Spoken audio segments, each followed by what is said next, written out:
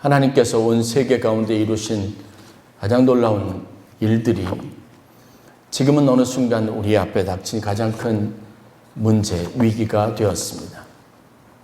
세계 간의 장벽, 언어와 또 민족과 전통, 문화를 뛰어넘는 세계가 일치를 이루고 하나 되게 하시고 원하는 곳이면 무엇이든지 할 수 있고 어느 곳이든지 갈 수 있었던 하나님이 우리 시대에 우리에게 주셨던 모든 축복이 이제는 팬데믹 상황, 코로나19 바이러스라고 하는 도전 앞에서 굉장히 심각한 위기로 느껴지고 있습니다. 세계화의 물결이 저희들에게 이제는 마음의 두려움과 또 앞으로 우리의 미래에 대한 근심과 염려거리로 전락해 버린 상황 가운데 있습니다. 이런 시대적인 상황들 속에서 세계화의 부작용이 직접적으로 우리의 삶을 위협하고 있는 이런 일련의 위기 속에서 그리스도의 몸된 교회와 성도들이 가져야 할 성경적인 이해 그리고 우리가 가져야 될 신앙적인 자세는 과연 무엇일까? 오늘 여러분들과 함께 나누어 보려고 합니다. 전통적인 성경의 가르침은 하나님께서 하나님의 형상대로 우리를 지으시고 하나님의 축복이 우리 가운데 늘 임하여 있다는 것인데 그런 하나님의 선한 피조물인 인간이 죄인으로 전락해져 있습니다. 그렇다고 해서 하나님의 계획과 인간을 향한 모든 하나님의 좋은 섭리들이 무효하거나 그것이 잘못되었다라고 말할 수 없는 것과 같이 모든 나라와 민족 가운데 하나님의 영광 받으시기를 원하시고 모든 사람이 구원받기를 원하시는 하나님의 이 놀라운 계획이 그릇되었다고 말할 수 없습니다. 저는 오늘 성경 말씀, 오늘 우리가 읽은 본문과 몇 가지 성경의 이야기들 그리고 우리 역사의 증언들을 통해서 우리가 막연히 두려움을 가지고 그리고 우리 안에 사라졌던 장벽을 다시 쌓고 세계화의 길이 아니라 다시 폐쇄된 길, 또 그리고 이기주의적인 길로 가지 않도록 우리의 내일이 희망차도록 하나님의 말씀 안에서 여러분들을 도전하기를 원합니다. 오늘 본문에서 온 땅은 주님의 것이다 라고 분명하게 선언하고 있는 성경의 말씀을 보게 됩니다. 뿐만 아닙니다. 하나님은 이 온 땅을 다스리시는 왕이시다라고 선언하고 있습니다. 이 진리가 상황에 따라서 변할 수 없다는 사실을 알아야 합니다. 하나님의 계획과 그림은 그래서 더 원대하고 크고 놀라운 것입니다. 눈앞에 있는 작은 문제들에 집착하기보다 우리는 크고 놀라우신 하나님의 섭리 안에서 인생을 바라볼 수 있는 성도가 되어야 될 줄로 믿습니다. 그 큰 나라, 신앙의 기초 위에 세워졌던 미국이 이민자들의 유입을 막기 위해서 그 어떤 시대도 해보지 않았던 장벽을 세우면서 너와 나를 분리하려고 하는 움직임을 가졌던 그런 시대적인 움직임도 있었습니다. 물론 이것은 상징적인 의미이기도 합니다. 그렇게 인위적으로 막을 수 있는 것도 아닙니다. 그러나 이제는 너와 내가 다르고 우리가 다르다라고 하는 의식을 분명히 하지 않는 이상 이 세계화 시대에서 생존하기 어렵고 결국은 공멸할 것이라고 하는 현실적인 위기의식이나 위기감을 거기에 다 반영하고 있다는 사실들을 우리가 알 수 있습니다. 이렇게 세계가 한대로 어울려서 있다가는 앞으로 다가올 지구 위기 또 생태 파괴 위기에 우리가 다 같이 견뎌낼 수 없다는 위기의식이 있습니다. 대국인 미국과 중국이 서로 대립하고 있는 안타까운 상황도 계속되고 있습니다. 이런 시대적인 상황 속에서 우리가 가져야 될 바른 신앙적인 태도는 무엇일까요? 지금 우리는 함께 하지 못하고 어울리지 못하고 서로가 서로에게 관심 갖는 것을 꺼리는 그러한 시대적인 상황들 속에서 살아가고 있습니다. 이 마음이 점점 확대되고 자라기 시작하면 과연 우리가 어떤 사람으로 변질될 것인가에 대한 두려움을 가져야 합니다. 그래서 저는 코로나 이후 시대를 대비하면서 다시 한번 여러분들에게 분명한 성경적인 가르침으로 도전하기를 원합니다. 하나님은 모든 나라와 민족들이 하나님을 알기를 원하고 그들을 구원하기를 원하고 하나님은 세상 안에서 모든 사람들을 다스리시는 만유의 왕이시라는 사실입니다. 온 세상이 다 하나님 손 안에 있고 하나님은 이 세상을 다스리시는 세계적인 하나님, 크신 하나님이십니다. 그리고 우리는 그분을 예배하고 섬기고 그분이 우리에게 온 땅, 저 땅 끝까지 이르러 그들에게 복음을 전하고 그들도 하나님 백성으로 삼으라고 하는 위대한 부르심 가운데 있다는 겁니다. 오늘 한 나라, 한 개인이 받고 누리고 있는 이 축복은 아브라함의 이야기에서도 분명히 드러나는 것처럼 개인적인 차원의 것이 아닙니다. 그래서 우리는 우리를 더 안전하게 보호하기 위해서 세상과 이웃을 향한 그리고 고통받고 어려움 가운데 있는 사람들을 향한 복음이 필요한 절대적인 필요성 가운데 있는 상실감 가운데 있는 사람들을 향한 관심을 여러분 끊어버릴 수 없습니다. 오히려 이것을 기회라고 여기고 더 큰 하나님의 참된 복음과 하나님의 축복을 세계에 선포할 수 있는 기회로 맞이할 수 있는 소망을 품으실 수 있기를 주의 이름으로 간절히 축원합니다. 항상 어떤 일을 만나든지 여러분 두 가지 사실만은 절대로 잊지 마십시오.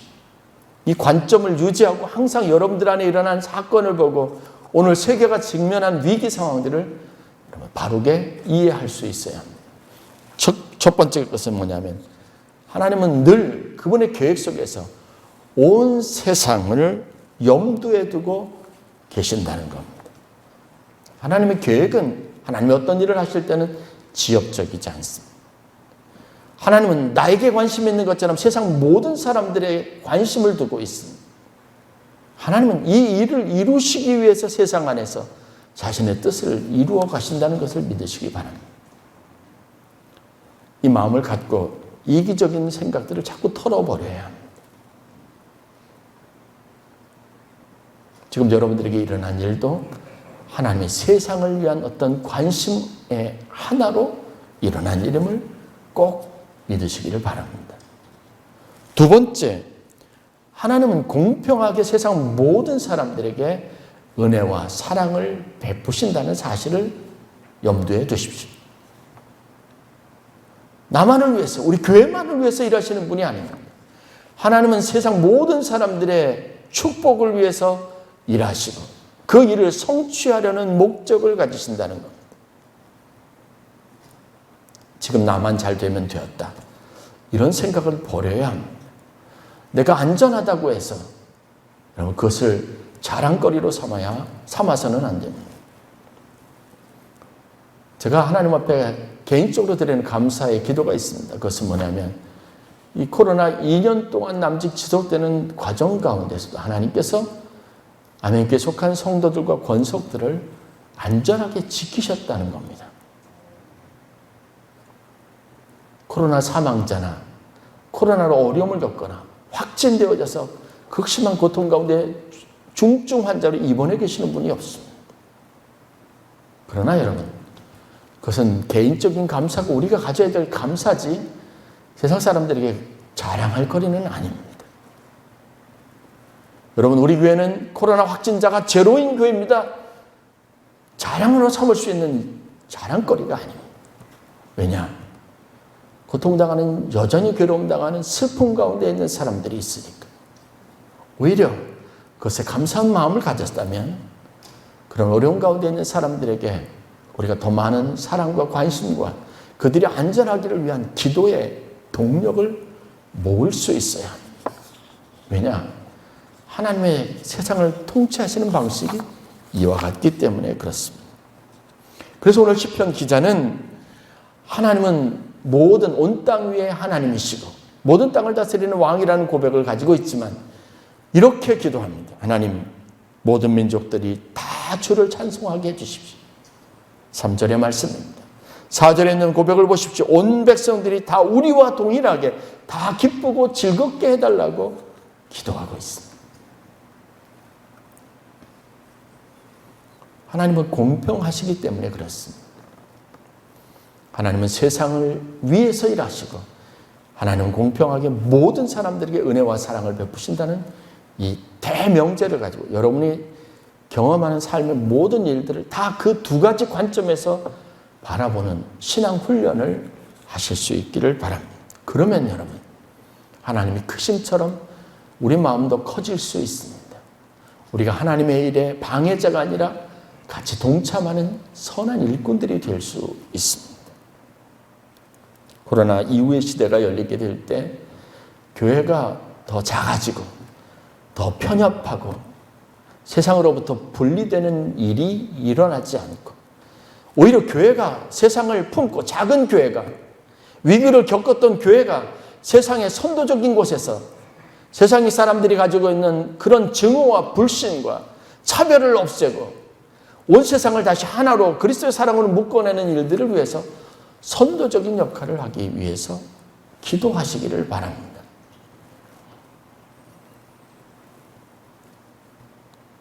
핵심적인 설교는 여기까지입니다.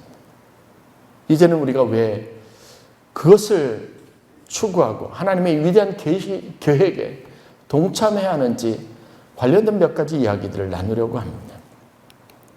저는 어려서 시골에서 어떻게 보면 땅을 가지고 있지만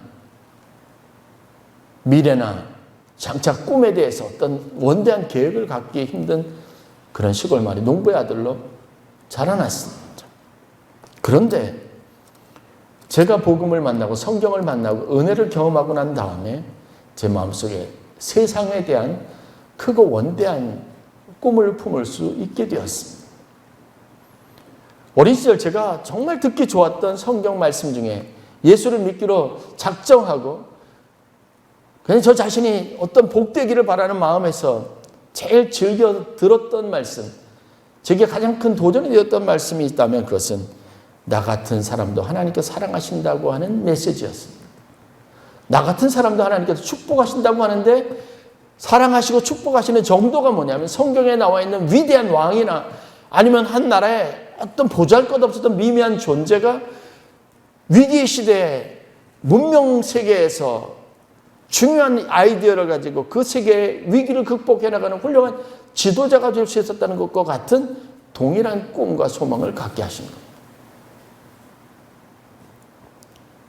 개인적인 게 제가 선교사가 되겠다고 세계에 가보지도 못하고 생각해보지 못했던 나라를 품고 선교사가 되어서 살아갈 수 있었던 것들. 하나님이 제게 주셨던 놀라운 축복입니다.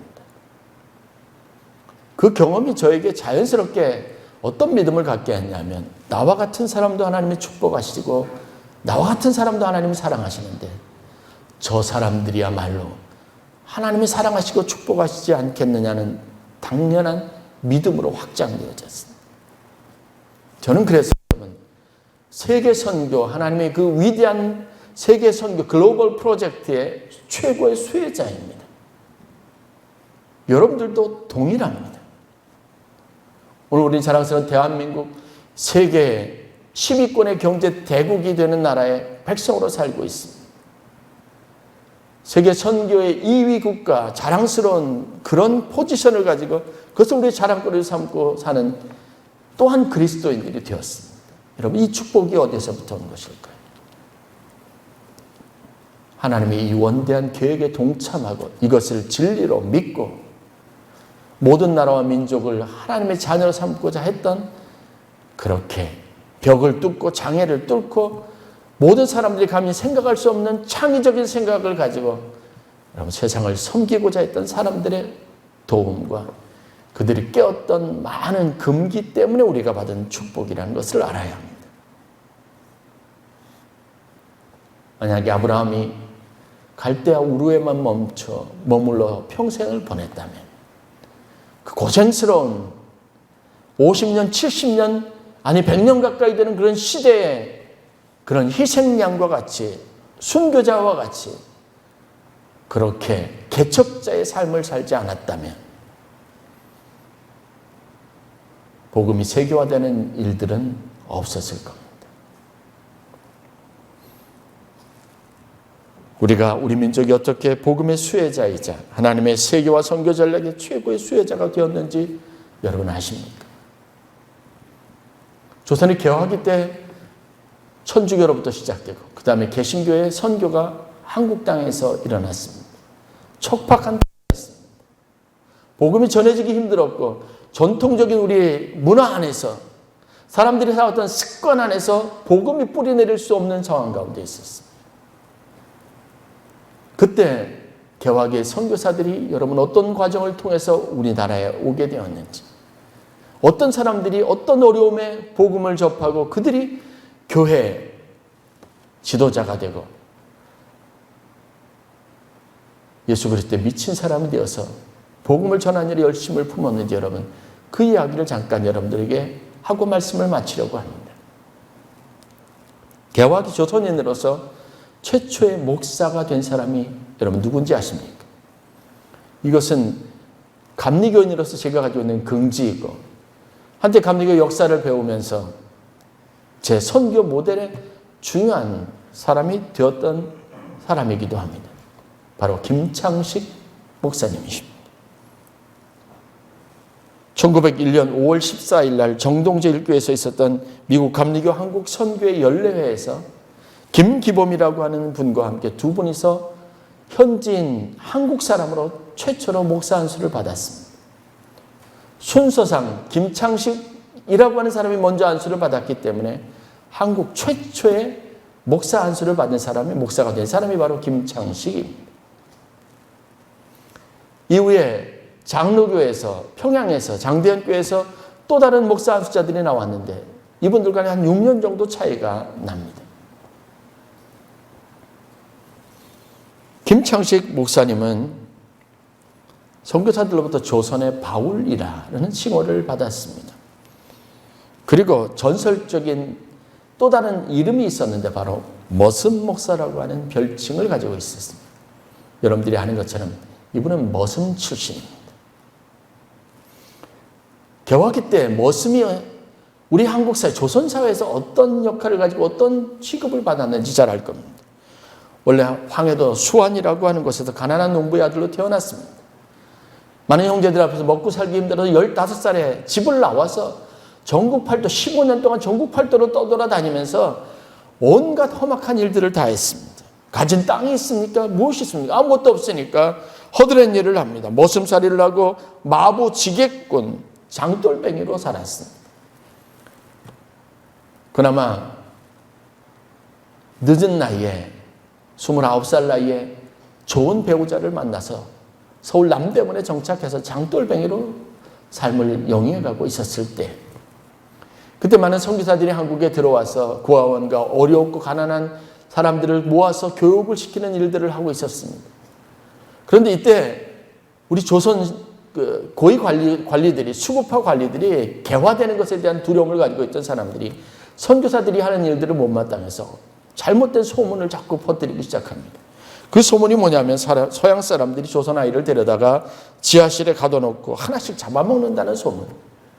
그중에 똑똑하고 예쁜 아이들은 자기 나라의 노예로 팔아버린다라고 하는 소문이 파다할 때였습니다. 사람들이 공분을 했습니다. 울분을 토했습니다. 분노했습니다. 김창식도 그 중에 하나였습니다. 때로 몰려가서 선교사들이 운영하는 학교나 고아원 이런 것들에 문을 닫게 만들었어요. 교회에 사람들이 모이지 않게 했습니다. 사람들은 그런 줄 알고 있었으니까요. 김창식은 마침 때마침 올린거라고 하는 한국에 부임한 지 얼마 안 된 선교사가 자기 집에서 일해주기를 바라는 한국인 그런 집사, 사황 같은 사람을 구한다는 이야기를 듣고 위장 취업을 합니다. 그래서 선교사 집안에서 일어난 일을 낱낱이 보고해서 결국은 이 서양 선교사들 다 쫓아내겠다고 마음먹은 겁니다. 그래서 행랑아범이라고 불리면서 올린거 선교사 집에 취직을 하는 겁니다. 집안 허드렛 일 다 하고 사람들 한국말도 가르쳐 통역도 하고 아이들을 집안일 여러 가지 돕고 심부름하는 일을 합니다. 그야말로 머슴살이 하는 거죠. 그런데 그곳에서 지내면서 전혀 다른 차원의 주인들을 경험하게 됩니다.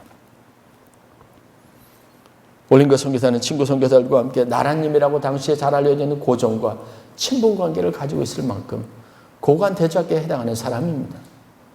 그런데 자기가 하는 것처럼 아이들을 모아놓고 잡아먹는다거나 아니면 좋은 아이들을 뽑아다가 데리고 오긴 하는데 이 아이들을 팔아버리거나 노예로 팔아버리거나 이런 일들은 전혀 발견할 수 없고 오히려 이 사람들이 얼마나 따뜻하게 대해주는지 마음이 감동이 되기 시작하는 무장해제가 되기 시작하는 거예요. 적대감이 없어지기 시작합니다. 위장 취업한 지 2년 만에 무장해제가 됩니다. 이 선교사 가족들의 따뜻한 사랑 때문에 마음이 무너져 가고 마음의 문이 열리기 시작해서 그들이 전한 쪽복음, 마태복음 5장 말씀을 보고 심령에 심각한 도전을 받습니다. 결국은 올린거 선교사에게 2년 만에 세례를 받습니다.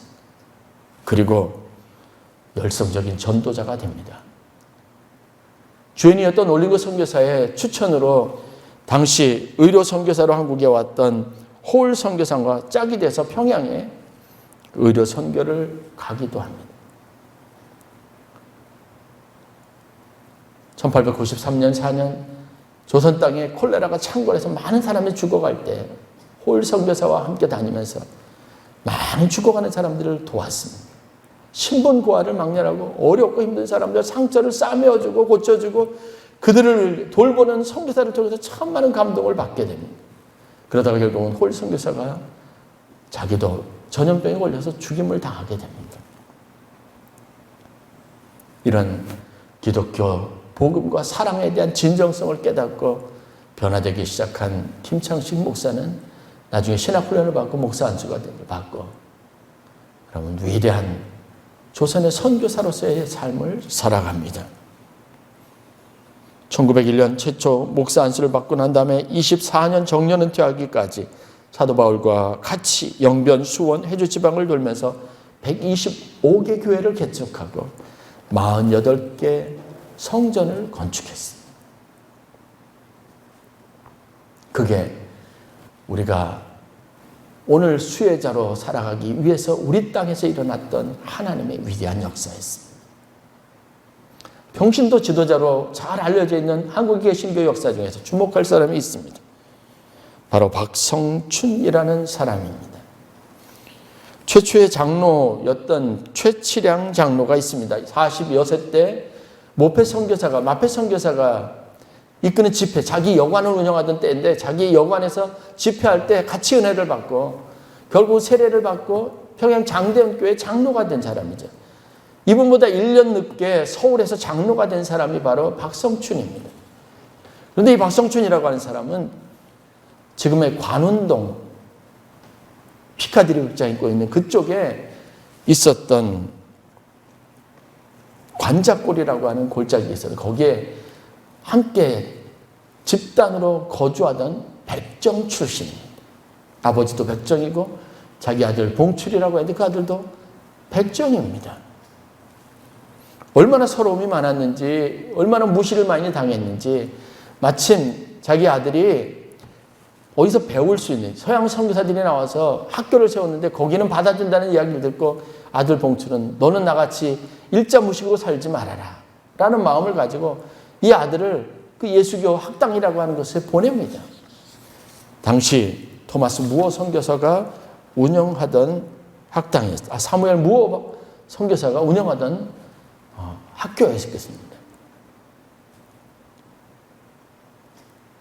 그러던 중에 콜레라 전염병에 이 박성춘이라고 하는 분도 거의 병들어서 죽게 된 거예요. 무당을 불러놓고 구슬을 해봐도 낫지 않습니다. 그러던 중에 어느 날 다 죽게 되고 시름시름 알아가고 있는데 자기 집에 아들이 서양 사람 2사람을 데리고 오는 겁니다. 그 한 사람이 바로 예수학당을 운영하던 사무엘 무어 목사님과 그리고 또 다른 한 사람이 있는데 당시 제중원에서 황제의 주치의로 일하던 에비슨이라고 하는 의사 선교사였습니다.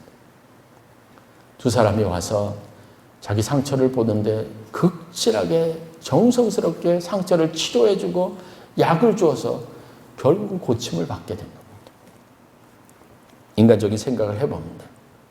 아니 나라님 그 황제의 친구이자 주치였던 돌보던 사람이 어떻게 나 같은 백정 사람들은 천대하고 가까이 하지도 상대하지 않는 나 같은 사람에게까지 와서 나를 이렇게 정성껏 보살펴 줄 수 있을까?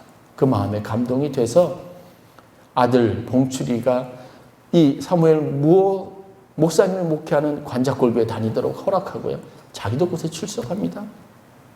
그리고 자기에게서 또 두 딸을 당시 에비손이라고 하는 의료 선교사님이 운영하던 세운 학교에 입학을 시킵니다.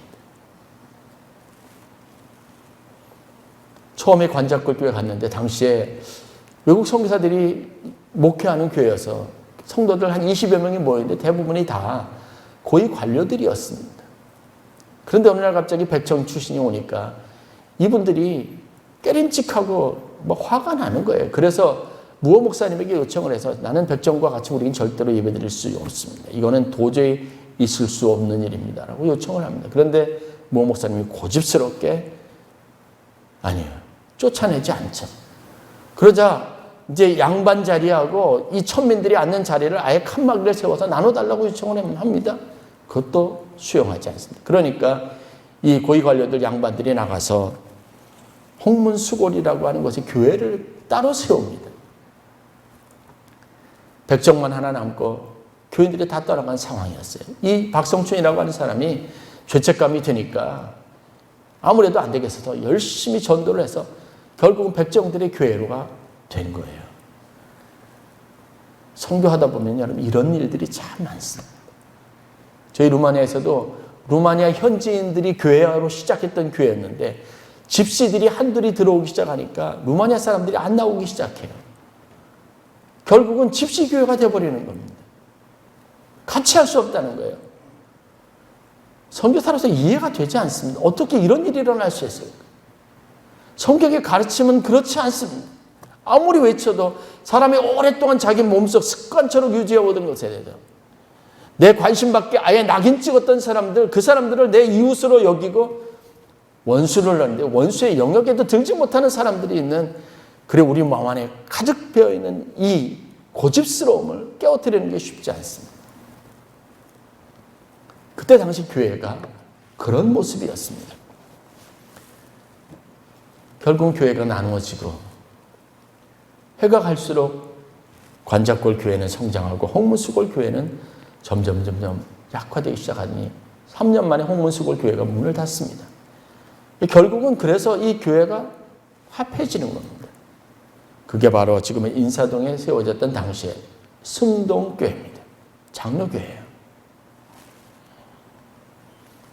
놀라운 것은요, 박성춘이라고 하는 백정 출신이 교인 3분의 2 이상, 30세 이상 세례받은 사람의 자격을 가지고 투표해서 세워질 수 있는 장로가 된 겁니다. 승동교회 1호 장로가 되었습니다. 노예에서 지도력을 발휘하고 좋은 지도자가 되어서 이런 신분 철폐 운동에 앞장서는 위대한 일도 합니다. 그의 아들 박서양, 봉출이가 나중에 서양이라고 하는 이름을 갖게 되는데 예비신 선교사의 도움, 사무엘 무호 목사님의 도움을 받아 세브란스라고 하는 학교에 의료인들을 양성하는 학교에 입학을 해서 1회 졸업생이 됩니다. 그리고 항일운동 당시에 조선 최초의 1호 군의관이 되어서 조선 독립을 위해서 전쟁터에서 손수 자기 자신의 생을 장로가 되어서 불사르는 위대한 일을 했습니다. 승동교회 또 다른 장로 이야기가 유명합니다. 바로 흥선 대원군의 친척으로 왕손이었던 이재영이라고 하는 사람이 나중에 승동교회 장로가 되는데, 역사적으로 한 교회에서 천민 출신 장로와 왕족 출신 장로를 같이 가진 교회가 바로 승동교회가 되었다는 겁니다. 여러분, 교회는 이처럼 우리가 생각해왔던 오랜 관습과 우리가 가지고 있는 단순한 생활 습관이나 우리의 의식을 뛰어넘는 복음의 능력을 가지는 하나님의 살아계신 신앙 공동체라는 사실들을 알 수 있어요. 저와 여러분들이 어떻게 예수 믿는 사람이 되었습니까? 저는 어떻게 목사가 되었습니까? 여러분들은 어떻게 장로가 되고, 여러분들은 어떤 출신으로서 어떤 과거에 어떤 이력을 가지고 하나님의 신실한 축복받는 종들이 되었습니다. 하나님은 이 일에 개인적으로 민감하게 그리고 정확하게 역사하셨던 분입니다. 그러셨던 하나님이 오늘 우리를 통해서 일하시기를 원하신다는 사실을 믿으시기를 주의 이름으로 간절히 축원합니다. 그러면 여러분, 이제 한 번도 우리가 생각해 보지 못했던 영역에서 아무리 세계는 팬데믹이라는 하는 상황 속에서 점점 더 자국 중심으로 그리고 우리가 더 다른 나라 민족들에 대해서 좀 더 폐쇄적인 모습을 갖춰야 생존할 수 있다고 하는 위기 앞에서 다르게 반응하고 새롭게 다시 선교적 열정을 불태워서 새로 서야 하는 여러분 과제들을 가지고 있다는 인식을 가져야 합니다. 선교사님들도 다시 나라로 가고 나라를 바꾸는 것이 쉽지 않습니다. 지난주에 세계 선교 정책 세미나를 했는데 추방당한 선교사님 수가 여러분 어마어마합니다. 새로운 기회의 문이 닫혀져 버렸습니다. 그러할 때 우리가 가져야 될 태도가 무엇일까요? 성경은 우리에게 무엇을 요구하고 하나님은 우리가 무엇을 하기를 원하실까요? 이때 우리는 그리스도인으로 어떤 마음의 가짐을 가지고 있어야 될까요? 하나님은 우리의 마음이 닫혀지기를 원치 않으시고 더 넓어지기를 원하시고 우리로 하여금 더 먼 곳을 바라보게 하십니다. 여러분, 이제껏 한 번도 내 기도의 대상자라고 품어지지 않았던 사람을 품으시고 기도하시기를 바랍니다. 저 사람은 예수 믿을 것이라고 아예 기대조차 하지 않았던 사람이 있다면 이제는 여러분 이번 기회를 통해서 그 사람이 예수를 믿을 수 있는 기회를 얻도록 기도하시기를 주의 이름으로 간절히 축원합니다. 이제 우리 아멘교회 안에는 아름다운 미담들이 있어야 하고 한국 교회 역사 아니면 개인의 삶에 있어서 놀라운 간증거리를 가진 교회의 비전을 성취해야 합니다. 아멘교회를 통해서 한국교회를 통해서 머슴 김창식 목사, 백정 박성춘 장로와 같은 훌륭한 신앙인들을 배출하고 양성해낼 수 있는 비전을 성취할 수 있는 교회의 영광을 저와 여러분들이 함께 가질 수 있기를 주의 이름으로 간절히 축원합니다. 전혀 생각해보지 못했던 사람들이 그들의 입으로 하나님을 찬양하고 자신의 인생에 개입하셨던 하나님의 놀라운 역사를 고백하고 하나님 앞에 영광 돌리는 이 벅찬 순간을 저와 여러분들이 함께 누릴 수 있기를 위해서 기도하고 함께 선교하는 귀한 교회가 될 수 있기를 주의 이름으로 간절히 축원합니다.